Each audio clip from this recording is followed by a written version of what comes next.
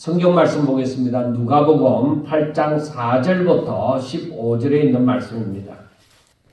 자, 오늘은 추수감사주일로 지키기로 했는데, 왜냐하면 이 본문 말씀하고 또 지난주에 말씀드린 것과 같이 이게 이 본문이 적당하다 그렇게 생각했기 때문입니다. 자, 하나님께서 독생자를 보내셔서 사망 가운데 허덕이는 자들을 구원하여 주시고자 그들의 죄를 짊어지시고 십자가에 못 박혀 죽으셨습니다. 그리고 3일 만에 다시 살아났습니다. 그래서 누구든지 예수님을 믿으면 구원을 받는다 그렇게 말씀을 합니다. 그 중요한 것은 그 전제가 있죠. 예수님을 믿으면, 누구든지 예수님을 믿으면 구원을 받는 거예요. 그러니까 예수님을 믿는다는 것이 도대체 무엇을 말하는가? 그것은 바로 복음입니다. 복음을 믿는다는 것입니다. 이 복음은 우리의 말로 풀이하면 기쁜 소식입니다. 누구에게나 들리는 기쁜 소식입니다. 그러면은 사람들에게 무엇이 기쁜 소식이 되어지느냐? 그것은 아담과 하와의 범죄로 말미암아 그의 모든 후손들, 즉 사람들이 다 죄인이 되어진 거예요. 그러니까 그 사는 세상이 전부 다 사망 가운데서 살아가는 세상이라는 것입니다. 그러니까 그 사망 가운데 살아가는 사람을 건져서 생명의 나라로 옮기는 것이 바로 구원입니다. 죽은 자를 살리는 것, 사망 가운데서 살아가는 사람들을 생명 가운데서 살아갈 수 있도록 만들어주는 것, 이게 구원이라는 것입니다. 건져주신다는 것입니다.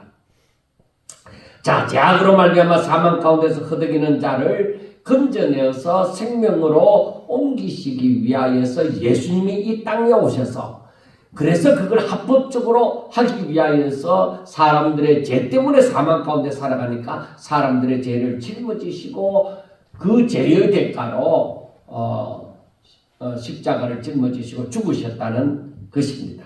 자, 그래서 누가복음 2장에 나타나는 것처럼 예수님의 탄생은 온 세상에 미칠 큰 기쁨의 소식이라고 말씀을 합니다.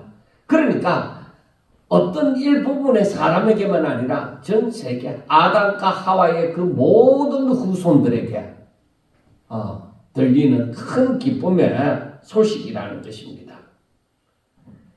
왜냐하면 예수님은 사람들을 이렇게 사망 가운데서 건져서 생명으로 옮기시기 위하여, 즉 구원하시기 위하여 이 세상에 오셨기 때문입니다. 예수 그리스도로 말미암지 않고는 어느 누구도 어떠한 방법으로도 사망에서 생명으로 옮겨질 수 없습니다.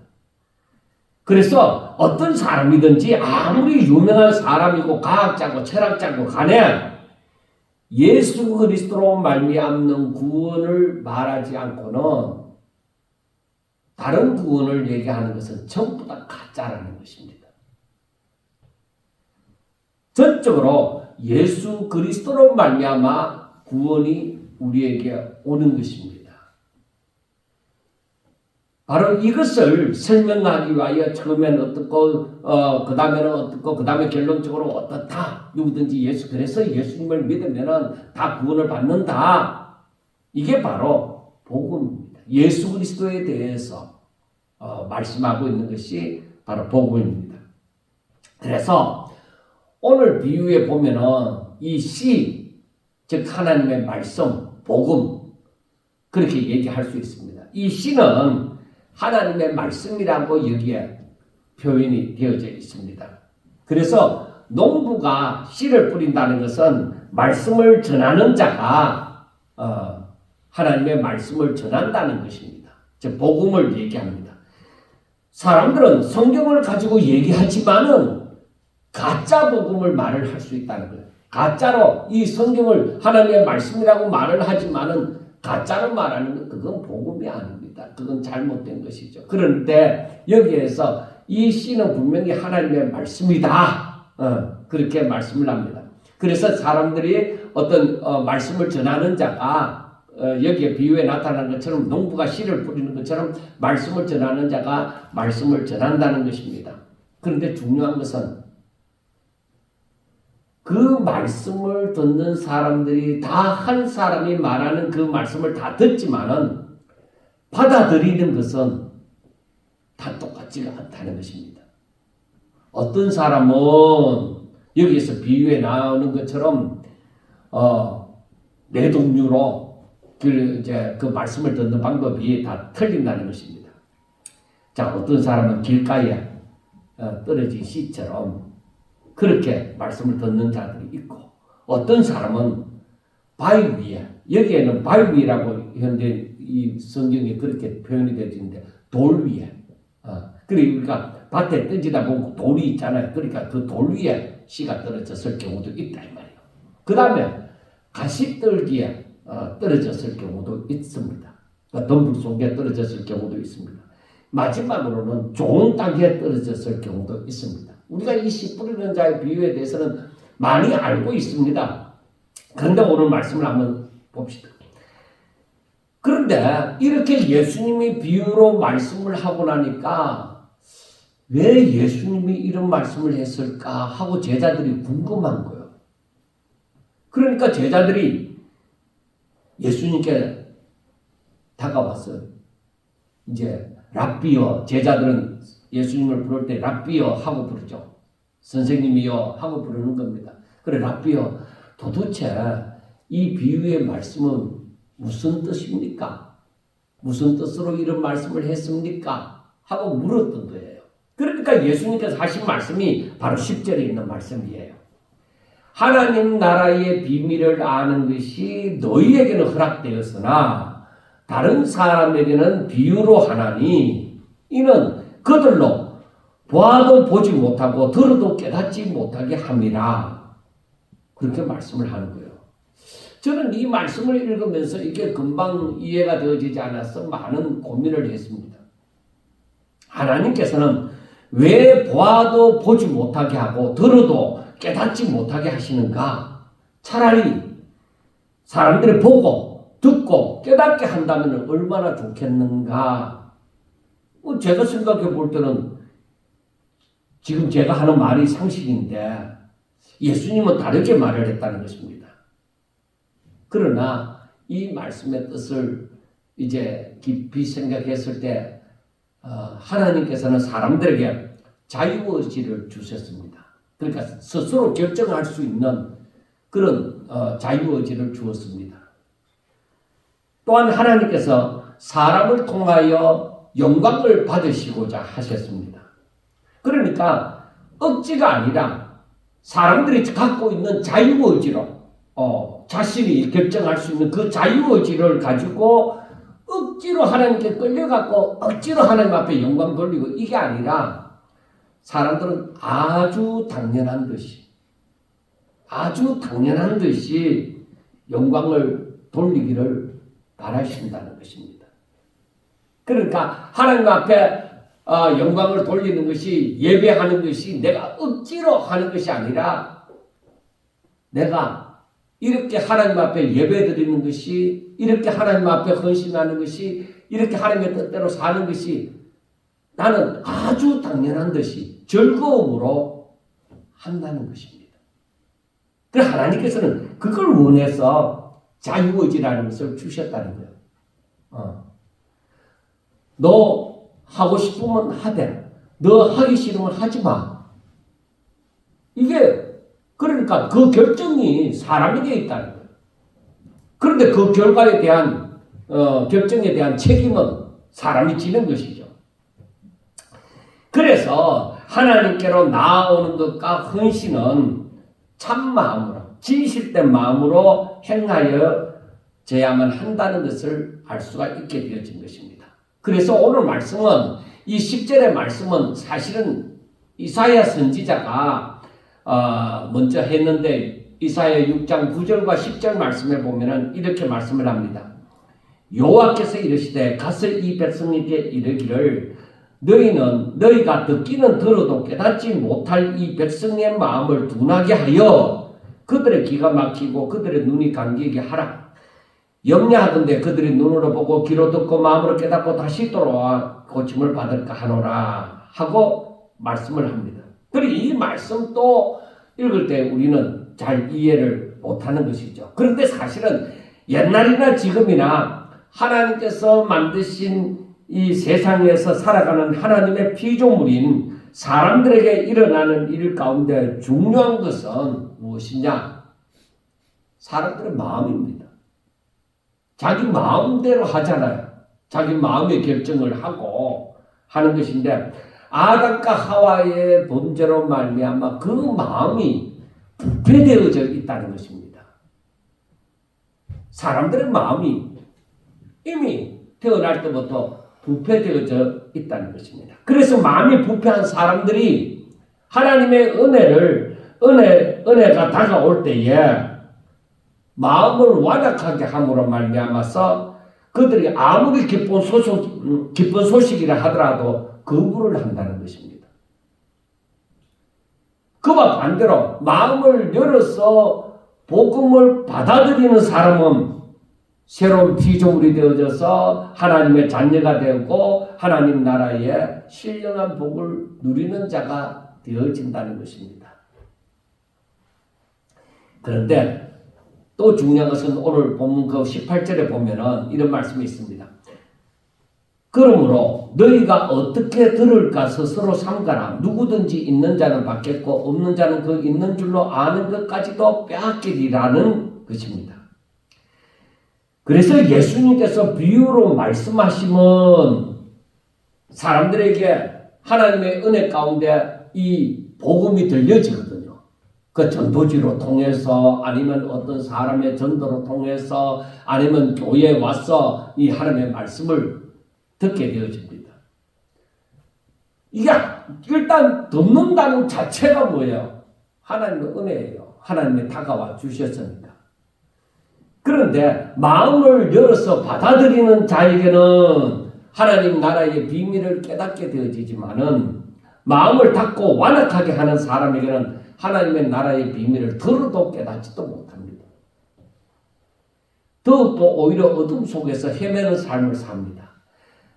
그래서 예수님이 지금까지 우리가 앞에서 말씀을 본 것처럼 예수님이 행하신 그 모든 일들을 가만히 보면은 정말로 믿음이 생긴 사람들이 있는 반면에 그걸 지난 시간에도 얘기했잖아요. 예수님이 행하시는 일들을 구경만 하는 사람도 있다고요.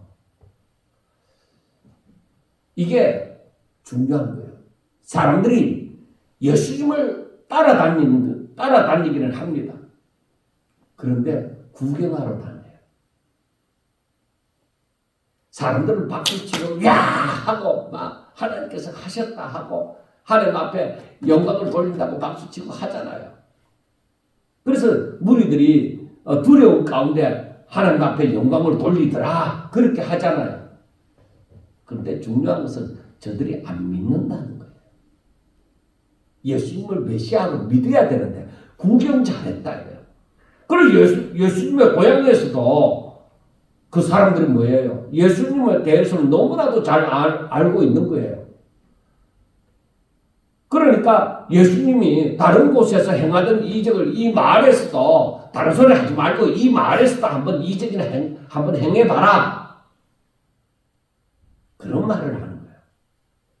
그러니까 예수님을 메시아로 받아들이는 것이 아니라 다른 사람들이 할 수 없는 놀라운 일을 너가 행했다며 다른 데서도 행했잖아. 그러니까 우리 고향에 왔으니까 이 고향에서도 한번 그렇게 행해봐라. 우리가 그 놀라운 일을 구경 좀 하게.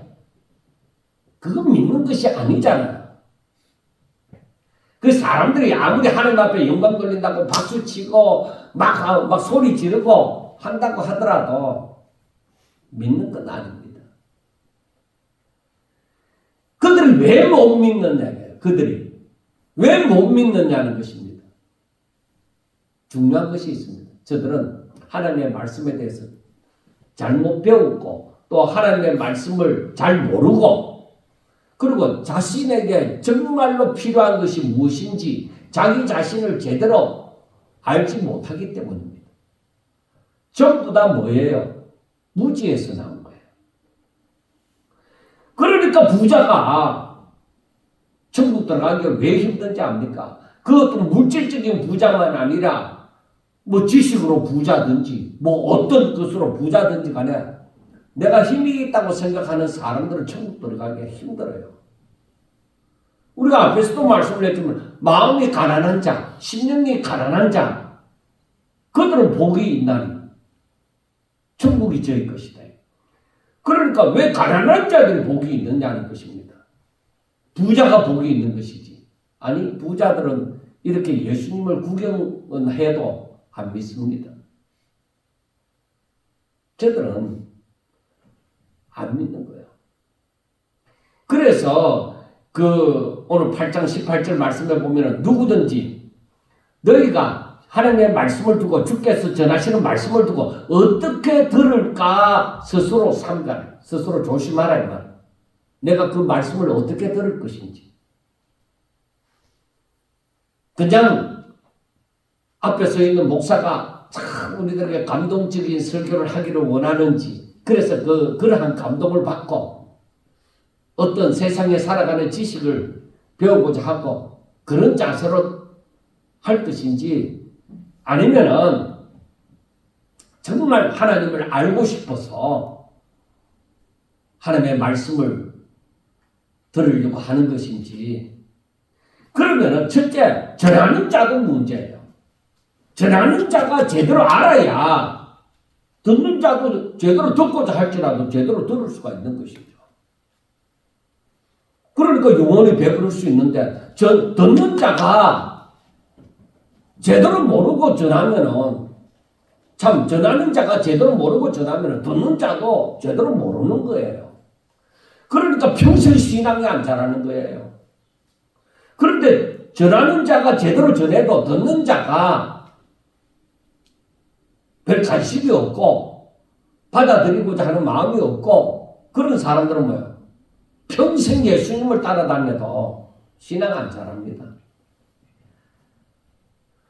그래서 우리는 때로는 고민을 해봐야 돼요. 우리 목회자들 같은 경우는 예수님께서 그렇게 말씀을 전할 때에 사람들이 믿는 자가 왜 그리 적었을까?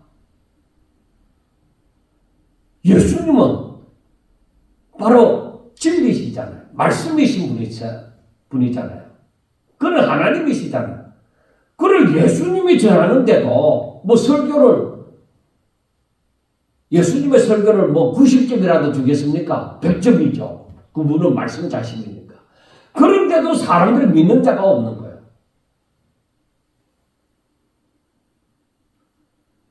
여러분, 하나님을 잘 믿지 못하는 것은 저는 제일 먼저 꼽는 것이, 중요하게 꼽는 것이 무엇이냐?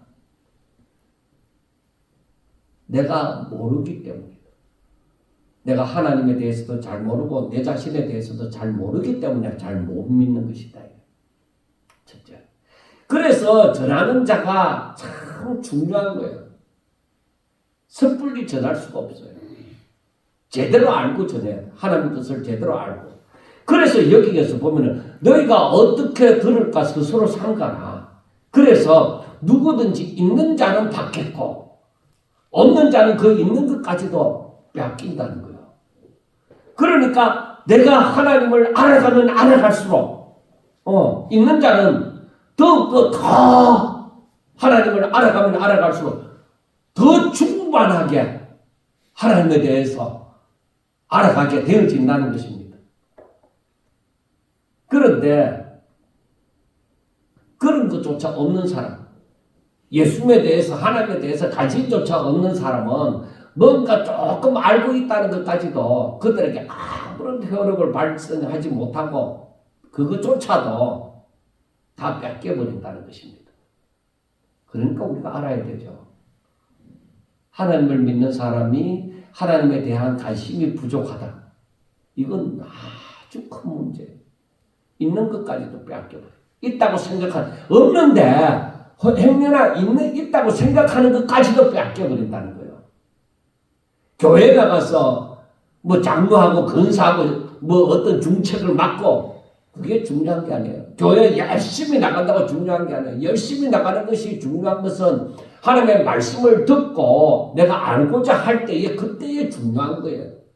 그게 큰 힘이 되어지는 거예요. 그러나 바리새인이나 이런 유대인들처럼 그냥 구경하러 참석했다 의무적인 그런 외식적인 그런 신앙으로서는 신앙이 안 자랍니다.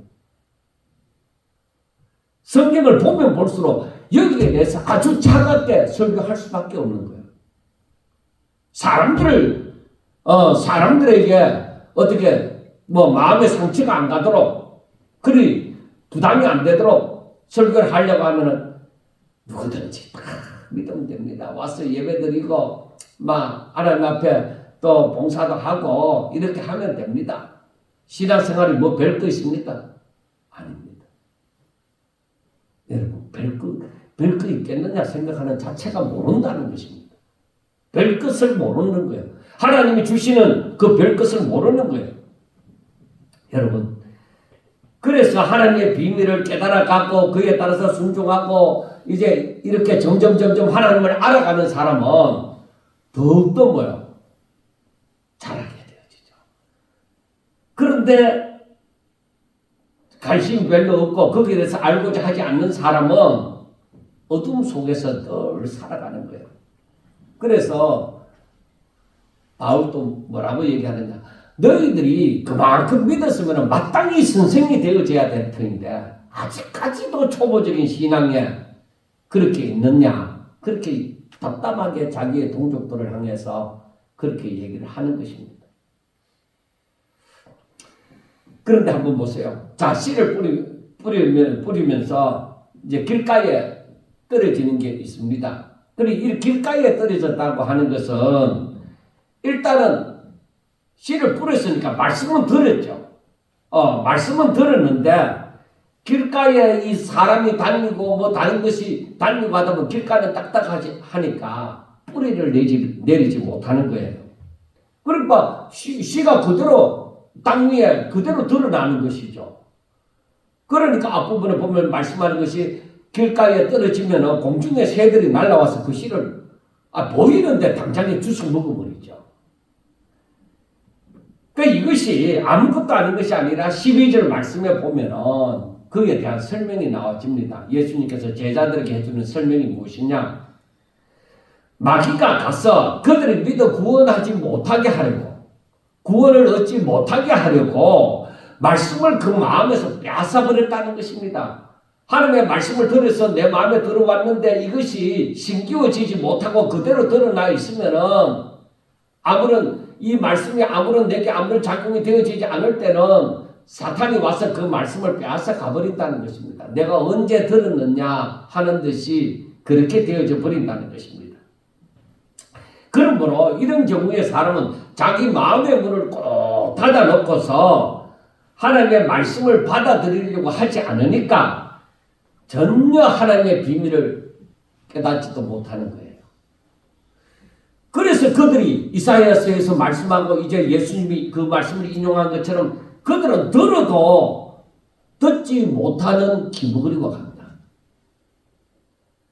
봐도 거기에서 메시아가 예수님이 자신이 메시아인 것을 드러내는데도 봐도 모르겠다. 전혀 모르겠다는 것입니다. 그러니까 봐도 보지 못하는 자들과 같다.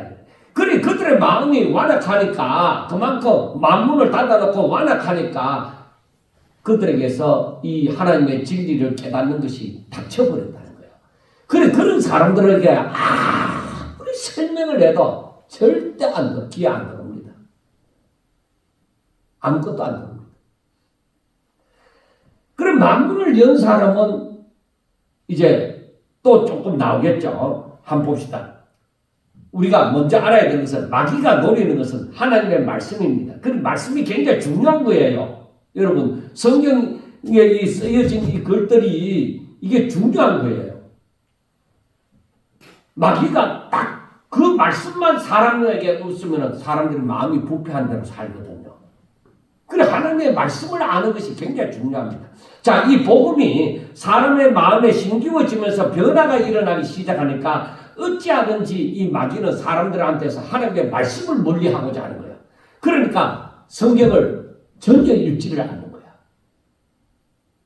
일주일 동안 딱 닫아놨다가 탁 털고 주일날 나온다는 설교를 옛날에 목사님들이 많이 했잖아요. 그러니까 성경을 아예 읽을 생각도 안 하는 거예요. 그래서 할 수만 있으면 마귀는 사람들에게 역사를 하는 것이 사람들 성경 못 읽게 하고, 또 성경을 안 읽더라도 교회 오면 말씀을 듣잖아요. 그러니까 교회를 못 가도록 만드는 거예요. 이게 우연인 것 같지만 절대 우연이지 않습니다. 우리들에게 이러한 일들이 다가올 때 우리가 싸워서 마귀의 이런 활동과 싸워서 이기지 못하면 하나님을 모르는 거예요. 그러니까 처음에 초신자들 곁에는 예배에 열심히 참석하는 것을, 성경을 뭐 그 사람들이 처음부터 열심히 읽는 사람들 있겠지만은, 그래 처음에는 무조건 와서 자꾸 듣도록 만드는 거예요. 예배에 자꾸 참석해서. 그걸 듣다 보면은 하나님께서 그 사람 마음이 열려져 있으면은 거기에 힘겨워진단 말이에요. 그러면 이 말씀을 깨닫기 시작하는 거죠.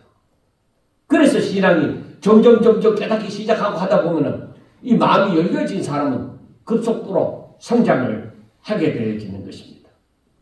근데 마귀가 그걸 막는 것이죠. 자, 그 다음에 바위 위, 즉 돌 위에 씨가 떨어졌습니다.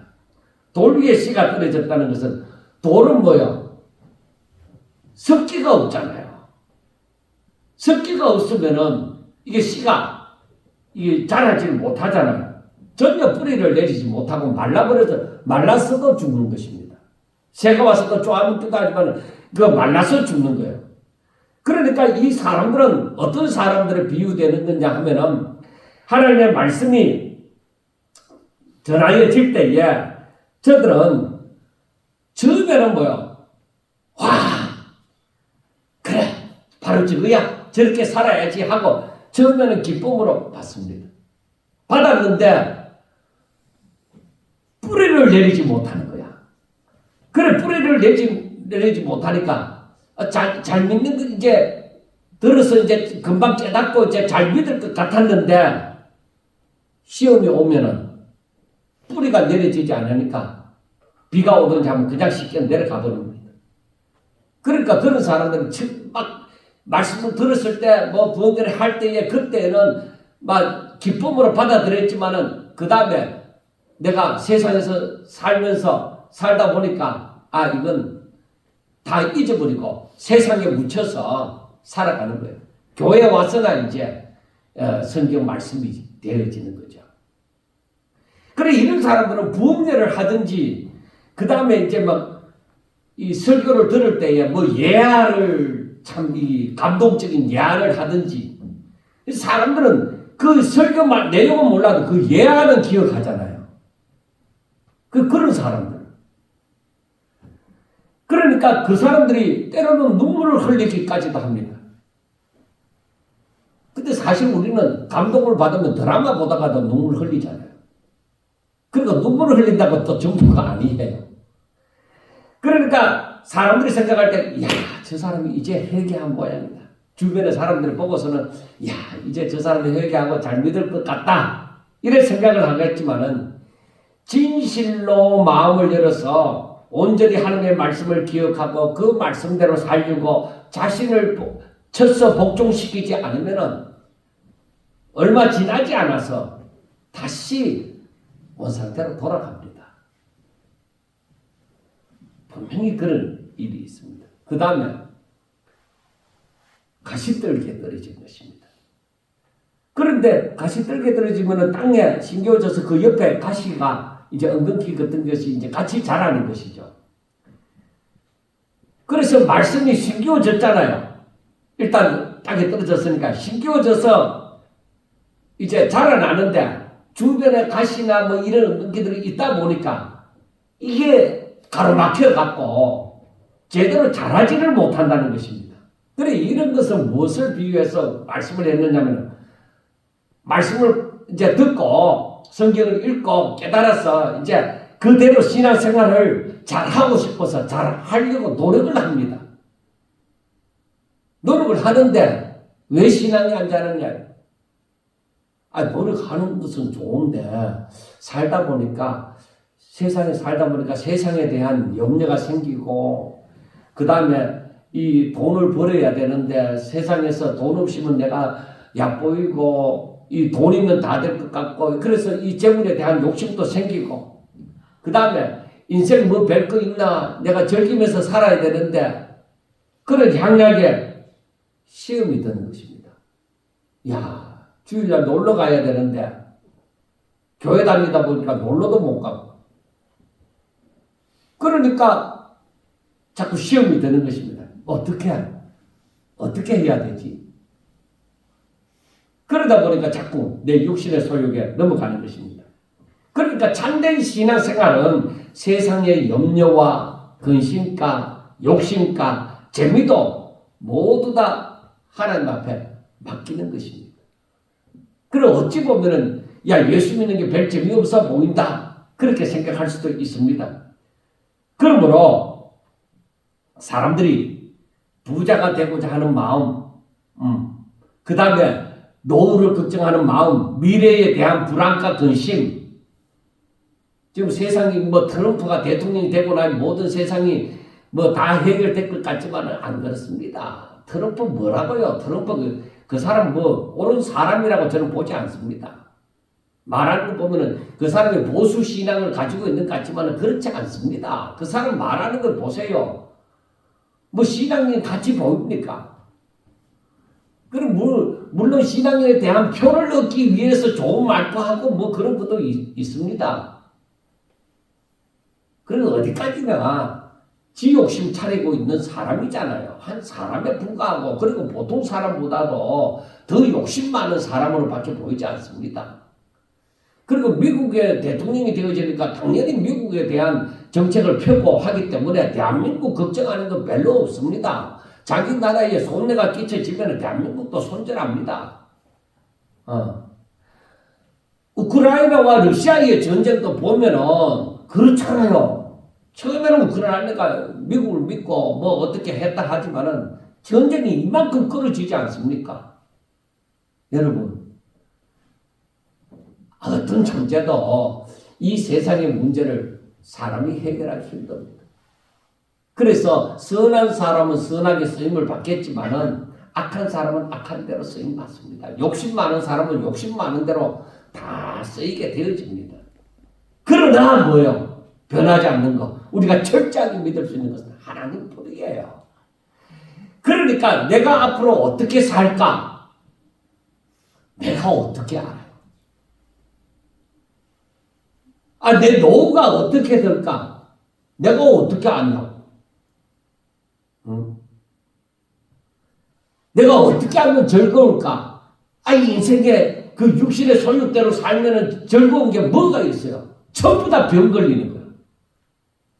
술 먹고 담배 피우고 노름하고 하는 것 전부 다 뭐예요? 다 병 걸리는 거예요. 그 마약은 다 병 걸리게 되어 있어요. 너무 즐기다 보면. 그럼 그것도 늙으면 또 못해. 그럼 돈 많이 벌어갖고 나중에는 어디다 갖다 다 준다고요? 병원에. 병원에 또 갖다 줘도 또 못 고쳐갖고 다 그 돈 많은 사람들 다 죽잖아요. 그리 100살까지 사는 사람도 없잖아요. 재벌들 가운데. 이거리도 80명인가 그래 죽어버렸는데. 여러분, 그러니까 제가 성경을 보면서 탁 느끼는 게 뭐냐. 이 모든 것, 내 인생에 대한 모든 것, 앞으로 어떻게 될지 그것도 하나님이 하시죠. 내 인생은 어떻게 되지? 그것도 하나님이 하시잖아요. 그러니까 하나님께서 우리에게 원하는 것은 뭐예요? 너는 날 바라봐. 쉽게 얘기하면 그거예요. 너는 나만 믿고 따라와. 나 성경 읽다 보니까 그것밖에 보이지 않는 거예요. 어디를 보더라도 깨달아지는 것이 하나님께서 이 목사야, 걱정하지 말고 너는 나만 믿고 따라와. 그러면 돼. 제가 이 40년 이상을 이 목회하면서 성경 보면서 영가가 내린 결론이 그거예요. 아, 하나님 믿고 따라가는 존재야. 나는. 하나님 믿고 따라가는 존재야. 그거예요. 그러니까 이 신앙생활을 하면서 세상에 있는 것을 내가 이루려고 내 욕심을 이루려고 하면은 시험이 내게서 떠나지는 않는 거예요. 여러분 신앙생활을 하면서도 그 시험이 떠나지는 않는 거야. 세상의 문제가. 부자가 못해서 시험 들고 그리고 이 세상에 이 뭐 걱정할 일이 한두 가지입니까? 자식 문제도 걱정이 되고 뭐 또 인간관계도 문제가 되고 또 권력이 없다 보면 또 그런 것도 문제가 되고 문제가 되는 거예요. 시험이 떠나지는 않습니다. 그러므로 온전히 하나님의 그 신령한 복을 하나님의 복을 누리지 못하는 거예요. 예수님께서 우리 보고 뭐라고 얘기해요? 하나님께서 우리에게 구약 성경부터 그러면 다 봅시다. 그러면 하나님이 우리에게 뭐라고 얘기해요? 두려워하지 말라, 놀라지 말라. 그렇게 말씀하잖아요. 그리고 예수님께서 신약 성경 와갖고도 예수님이 하신 말씀도 똑같은 거예요. 너 근심, 걱정, 염려를 다 주께 맡겨. 염려하지 마라. 네 염려한다고 뭐가 해결되느냐? 그러니까 성경은 전부 다 뭐예요? 너 그거 두려워하지도 말고 놀라지도 말고 염려하지도 말고 근심하지도 말고 그거 다 어떻게 해라? 내게 맡기고 나만 믿고 따라오라는 거예요. 성경은. 그런데 그게 쉽게 되느냐고요. 하나님만 믿고 따라가려니까 여러분 그게 쉽게 됩니까? 그런데 쉽게 되는 날이 있어요. 제가 이번에 이제 월요일날 이제 캄보디아를 떠난다고 차를 운전해갖고 그 비행장에 파킹해 놓거든요. 그래서 차를 운전해가 나가는데 이상하게 아침 일찍 나가는데 기분이 조금 이상하더라고요. 내가 왜 이렇지? 이런 일은 처음인데 하면서 그래도 운전해 갔어요. 갔는데 거기 가서 짐을 보내려고 하다 보니까 기내에 들어가는 짐은 조금 많고 이 하물로 붙여지는 짐은 조금 적은 거예요. 그래 거기에 이제 표 담당하는 사람이 선생님 기내에 들어가는 짐 2kg 정도를 이 하물로 보내는 데다 옮기라는 거예요. 수화물로 옮기라는 거예요. 그래서 그게 또 당황이 되니까 그걸 퍼뜩 얘가 정확하게 딱 옮긴 거예요. 옮긴 것이 딱 정확하게 옮겨진 거예요. 대충 했는데. 그래 그게 기분이 좋더라고요. 그런데 이제 비행기 표를 받고 이제 비행기가 자주 바뀌고 하는데 제가 이 표를 이제 자기들은 원하는 대로 이 비행기를 바꾸어 주니까 자기들이 좌석을 좋은 데 준다고 했어요. 그래서 제가 표를 이제 기내에 들어가는 가방하고 들면은 가방하고 이렇게 이제 이 카트기에 싣고 이렇게 나오면서 표를 이렇게 확인해서 보니까 뭐 그런 데는 앞좌석이더라고요. 그래 좋은 모양이다 하고 이제 표를 넣고 이제 카트기는 이제 여러 개가 이제 한쪽에 세워져 있는 데다 그 문을 열어놓고는 가방을 들고 메고 이 캐리어만 끌고 이제 그 위층을 3층에 올라가갖고 밥을 먹으려고 또 올라가갖고 다시 이제 이 비행기 표를 확인하고 싶은 거예요. 그리고 잠바를 이렇게 만져하는데 이 여권이 안 만져지는 거예요. 그 가방을 열어갖고 항상 열는 자리 가방을 열어가 보니까 여권이 없어요. 밥은 나오려고 하지. 그래갖고 마침 또 띵동하고 내 번호가 나와갖고 밥은 갖다 놓고 그 안내하는 사람들은 내가 여건이 없어져갖고 잠깐 밑에 갔다 올게요. 이러면서 이제 당황해서 이제 에스컬레이터를 타고 내려와서 방송을 해야 되잖아요. 그래갖고 이제 그쪽으로 가고 있는데 카트기가 그 세워졌던 데가 하나도 없어요. 나는 카트기가 언제 나왔다는 생각은 전혀 안 한 거예요. 그래서 없어졌는데 이렇게 딱 돌아서 갖고 에스컬레이터 내려와 갖고 딱 보는데 옆에 카트기가 한 대가 딱 놓여져 있는 거예요. 그래갖고 딱 지나갖고 이제 방송실로 이제 그 안내하는 그쪽으로 또 가려고 하는데 금방 지나는데 여권 비슷한 게 그게 얹어져 있는 거더라고요. 이 카드기 이렇게 보면 앞에 요리 조그맣게 있잖아요. 보니까 내 여권하고 비행기가 그대로 거기에 얹혀져 있는 거예요. 그 제가 아침부터 막 멘탈이 확 이제 나갔다가 그 비행기를 타고 그 이제 내가 오늘 좀 이상하구나 하고 정신없이 있구나 하고 베트남에 가서 이제 그때도 아예 가방을 혹시라도 내가 정신없이 놓고 내릴까봐 놓고 타든지 내릴까봐 이제 가방을 꽁꽁 메고 있다가 가서도 한 수요일 지나가기까지 계속 호텔에서 나와서 식당에 가고 뭐 일하러 가는데도 제가 가방을 빼놓든지 휴대폰을 빼놓든지 계속 그러는 거예요. 제가 무슨 얘기를 하려고 하느냐면은 이게 내 힘으로는 이게 감당이 안 된다 지금. 내가 어떻게 할 수가 없다. 난 조금 완벽주의자인데 내가 지금 나를 어떻게 할 수가 없다. 내가 그래 오늘 아침 이제 한 편의 글을 쓰는데도 제가 매주 아침마다 이 강단에 올라와서 한 편의 글을 쓰거든요. 그런데 오늘 또 쓰면서 얘기를 했지만은 내가 힘이 조금이라도 있다고 생각할 때에 내가 하나님을 덜 의지한다는 거예요. 내가 힘이 있다고 생각하는 만큼, 내가 할 수 있다고 생각하는 만큼 덜 의지한다는 거예요. 그리고 다른 사람이 그런 실수를 하면은 만약에 집사람이 그랬으면 내가 난리 났을 거예요. 이 사람은 여건도 하나 제대로 안 챙기고 여행 다니면서 이거 막 난리가 났을 거예요. 그러니까 제가 그것도 생각했어요. 사람이 이럴 때가 있구나. 근데 내가 거기 선교사님이나 그 다른 사람에게 얘기했어요. 내가 왜 이런지 모르겠다. 그래서 옆에 있는 사람들한테 얘기를 했어요. 나를 좀 혹시라도 잘 봐라. 가방을 메고 있는지 휴대폰을 챙기고 있는지 좀 봐라. 그렇게 얘기를 했어요. 그래서 이제 돌아오기 전날 이제 목요일부터 이제 정신이 돌아오는 거예요. 이게 돌아왔다는 것을 알겠는 거예요. 지금 말짱한 정신입니다. 정신 잃지 않았습니다. 그런데 제가 글을 쓰면서 되게 내가 뭔가를 할 수 있다고 생각할 때는 하나님을 덜 의지하더라는 거죠. 그러니까 완전히 하나님 앞에 맡길 때 하나님이 선하게 인도하시리라. 그 믿음이 생겨나는 것이죠.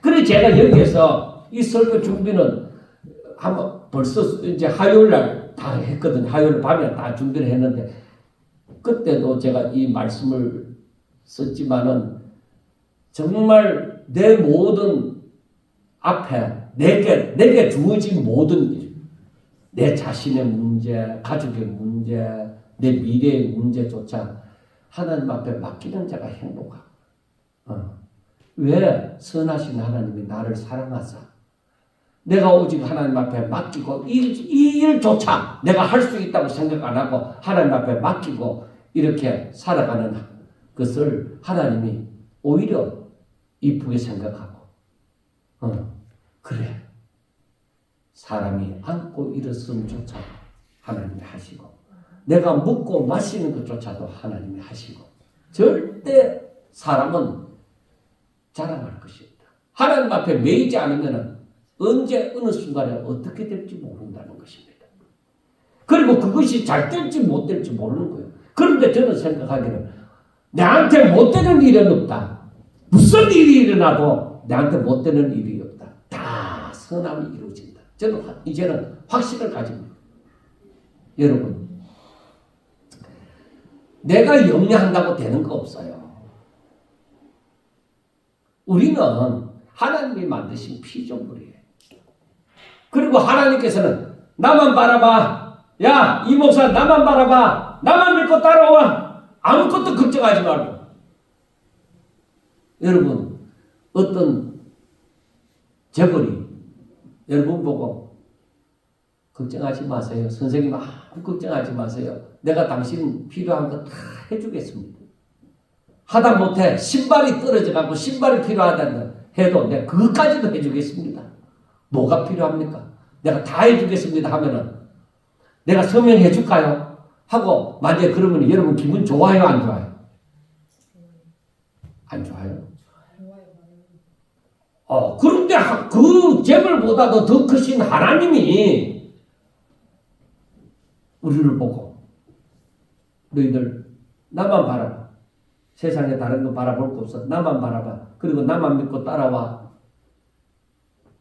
그런데 왜 안 좋겠어?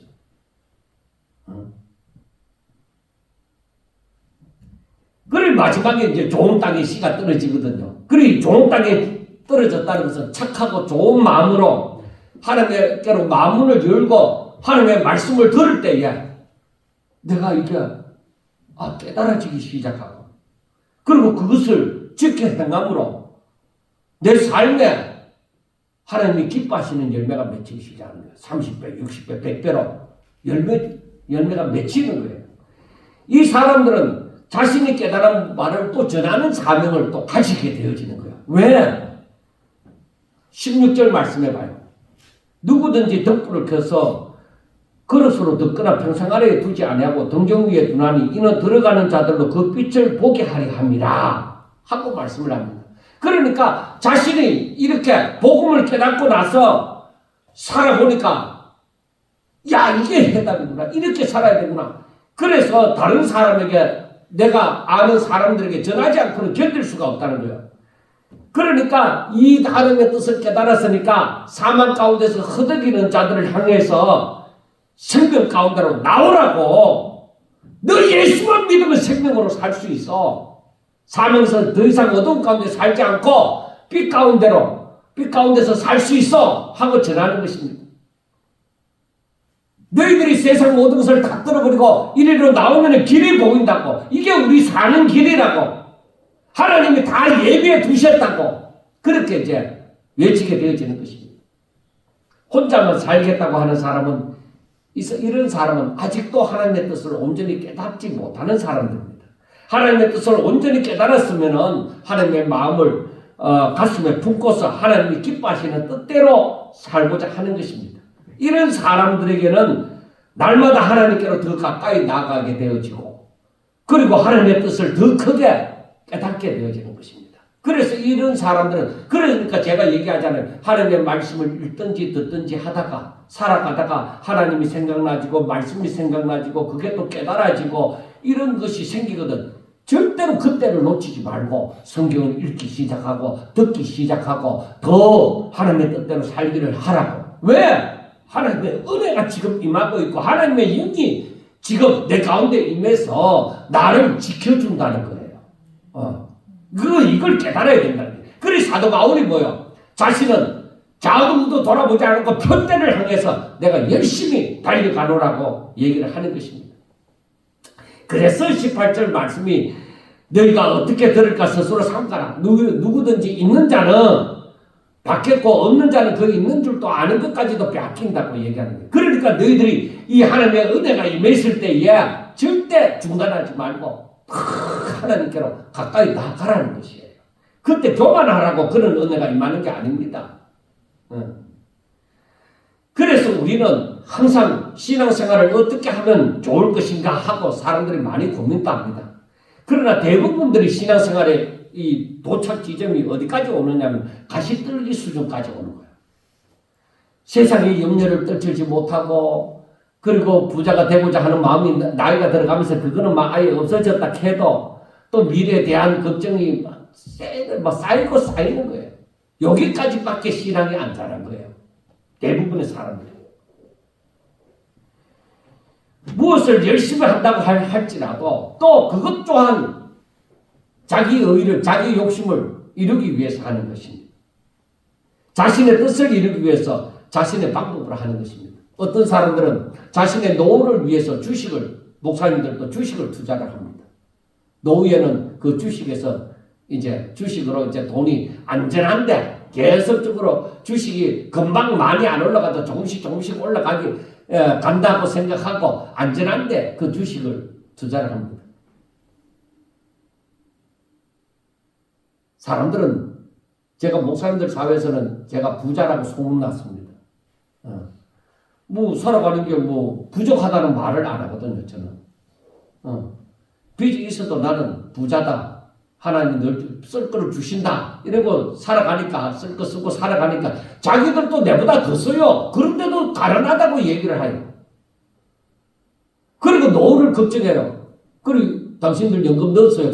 연금을 뭐 넣고 뭐 언제부터 탄다 뭐 이렇게 얘기를 해요. 근데 난 연금도 없어. 근데 그건 난 걱정 안 해. 그렇게 얘기해도 그 사람들은 걱정을 하면서 살아가고 오히려 나보고 돈 없는 나보고 부자라고 얘기하는 거예요. 이 목사님은 부자니까 하고 얘기해요. 난 쓸 때 쓰는 거지. 안 쓸 때 안 쓰고 쓸 때 쓰는 건데 왜 당신들은 쓸 때 안 쓰고 다 엉뚱한 데 돈을 넣어놓고 왜 자꾸 주식 해놓고 뭐 다른 거 보험 많이 해놓고 그래놓고 뭐 내보고 그런 소리를 하느냐. 그렇게 얘기를 제가 하죠. 여러분 정말 중요한 것은 무엇이냐? 내가 하나님을 믿고 살아가고 하나님 뜻대로 살아간다고 하면은 절대로 내가 행여나 잘못 생각했다 하면 하나님이 그거 생각 고치실 거고 내가 잘못 길을 택했다 하면 하나님께서 나를 또 인도하실 거고 나를 너무나도 잘 아시는 하나님께서 어찌 사랑하는 아들이 잘못 깨달아서 잘못 가고 있으면 어찌 고치지 않겠습니까? 이 목사가 그 길은 아니야. 이리 와. 저는 그걸 믿습니다. 나를 사랑하는 하나님이 그리고 내가 사랑하는 하나님이 내가 바른 길 가기를 원하니까 하나님께서는 그렇게 인도하시리라고 저는 믿습니다.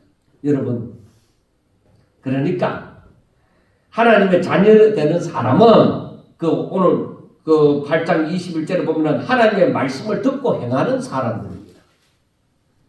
하나님의 사람은 하나님의 말씀을 듣고 행하는 사람들이에요. 그래서 예수님이 사역하는 동안에 예수님의 어머니하고 동생들이 예수님을 찾으러 왔는 거예요. 왜냐? 어떤 사람이 예수님 미쳤다고도 소문내고 이러니까 예수님을 만나려고 찾아온 거예요. 그래서 예수님을 만나러 들어갈 수가 없어요. 왜? 사람들이 예수님 주변에 너무 빽빽하게 있으니까. 그래서 어떤 사람이 예수님에게 다가와서 예수님 지금 밖에 어머니하고 동생들이 찾아왔어요. 그렇게 얘기를 했습니다. 그러니까 예수님께서 하신 말씀이 바로 21절 말씀입니다. 예수께서 대답하여 이르시되 내 어머니와 내 동생들은 곧 하나님의 말씀을 듣고 행하는 자다. 그래서 오늘날 우리가 하나님의 말씀을 듣고 행하면은 바로 하나님의 가족이에요. 내 아버지가 부자면 나는 부자요 부자 아니야. 그러니까 내가 부자라는 소리를 듣는 것이 마땅하죠. 저는 그렇게 생각해요. 맞잖아요. 그럼 부자라고 듣는 말이 나는 당연하다. 그렇게 생각해요. 어디 가서 돈 없는 흉내 안 내요. 그러니까 죽을 때까지 퍼주는 거죠. 뭘 어떻게 퍼주든지. 돈 없으면 그러니까 돈 없으면 돈으로 못하니까 떡볶이 사갖고 떡볶이를 해주는 거예요. 많이 해주잖아. 누가 돈을 얼마나 줘갖고 3,400 이번에도 약 400명 가까이 되지만은 400명에게 나눠줄 거예요. 그러니까 떡을 사갖고 나눠주니까 지금 기분 좋고 내 기분 좋고 하나님 기분 좋고 그걸 많이 하잖아. 그 하나님이 내가 언제 계획을 했어요. 어째서 하다 보니 그래 된 거지. 하나님께서 인도하신 거죠. 그러니까 우리가 정말로 하나님의 말씀을 듣고 행하는 자, 그러면 하나님의 사랑이 내가 하나님의 집에 거함으로 하나님 안에 거함으로 당연히 누리는 것이죠. 그래 요한복음 15장 7절에 있는 말씀처럼 너희가 내 안에 거하고 내 말이 너희 안에 거하면 무엇이든지 원하는 대로 구하라. 그래야만 이루리라. 그렇게 말씀을 하잖아요. 자, 여러분 예수님께서 왜 어머니가 찾아오고 형제가 찾아왔다는데도 왜 내 부모와 내 어머니와 내 동생은 바로 하나님의 말씀을 듣고 행하는 자다. 그렇게 말씀을 했는가? 부모님은 어머니한테 불효하고 자식들에게 형제들에게 잘못하기 때문인가? 그렇지 않습니다. 오히려 그들을 너무나도 사랑하시는 하나님입니다. 그런데 왜 그런 말씀을 하셨느냐? 하나님께서 원하시면 사람들이 이 땅에서 잘 먹고 잘 사는 거 그게 있지 않습니다. 오히려 이 땅에서 하나님의 말씀을 듣고 행하는 자가 되어져서 하나님 뜻대로 살면서 하나님을 경외하는 자로 살기를 바라는 것입니다. 그래 하나님을 경외하는 자 그들은 바로 하나님의 가족이 되어지고 이러한 사람들은 바로 하나님께서 주시는 신령한 복을 누리기 시작하는 거예요. 이렇게 되어져야 하나님의 가족이 되어져야 하나님의 복을 누리지요. 내가 아버지 집에 거할 때 부자인 아버지 집에 거할 때에 아버지의 그 부자됨을 내가 누릴 수가 있는 것이지요.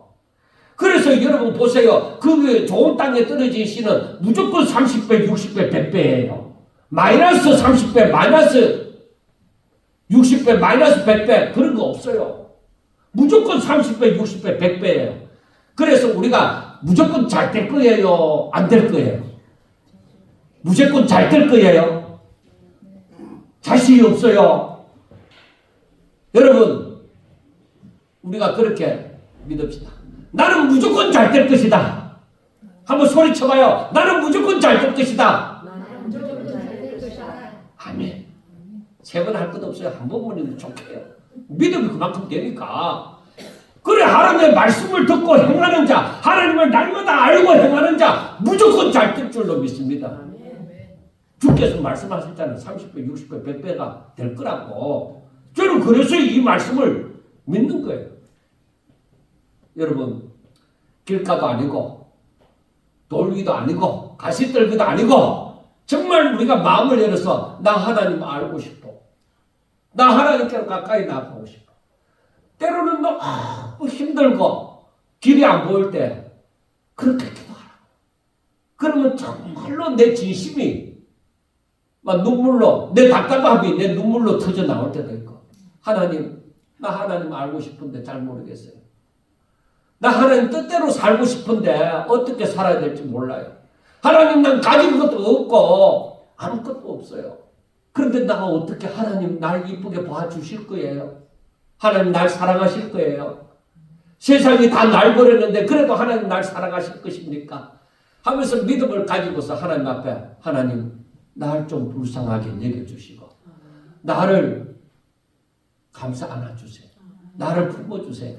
내 마음이 너무 힘들어요. 이러면서 하나님 앞에 눈물로 정말로 힘들고 어려울 때 눈물로 하나님 앞에 그렇게 기도하는 거예요. 아니 정말 힘들고 어려울 때만 아니라 늘 하나님을 알고 싶었어. 그래서 제가 전에 그랬잖아요. 제가 설교를 쓸 때에 정말 이 마음이 되어질 때는 거의 설교의 3분의 1 이상 절반을 제가 눈물을 흘리면서 이 설교를 쓴다고. 왜? 하나님의 사랑이 그렇게 깨달아지니까.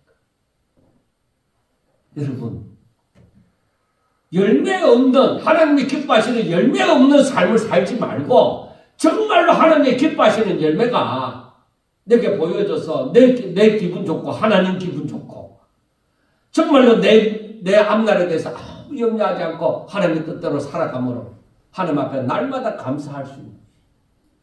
그래서 우리가 세상에 눈에 보이는 그 열매로 말미암아 감사하는 것이 아니라 내 영혼의 풍성함으로 말미암아 정말 감사하는 삶을 살아가는 저와 여러분들이 내년에는 더 큰 믿음으로 감사할 수 있기를 주의 이름으로 축원합니다. 기도드리겠습니다. 하나님 감사합니다. 정말 하나님께서 우리들에게 영육간의 축복하사 어떤 것으로든 하나님 앞에 감사와 찬송과 영광을 돌릴 수 있게 하여 주시옵소서. 우리를 좀 더 사랑하여 주셔서 정말로 저희들이 또 더 하나님을 사랑함으로 정말 하나님과 아름다운 관계 속에서 하나님의 가족이 되어져서 정말 하나님의 복을 누리며 얼마든지 하나님 뜻대로 살아가고 또 책임과 용기를 얻을 수 있도록 주여 축복하여 주옵소서. 사랑하는 우리 성도들 일일이 기억하여 주시옵시고 이 말씀을 듣는 모든 자들이 또한 하나님께로 더 가까이 나아가서 하나님 기뻐하시는 열매를 많이 맺어서 하나님 앞에 더욱더 감사하는 삶을 살아갈 수 있도록 도와주시옵소서. 예수님 이름으로 감사하며 기도드리옵나이다. 아멘.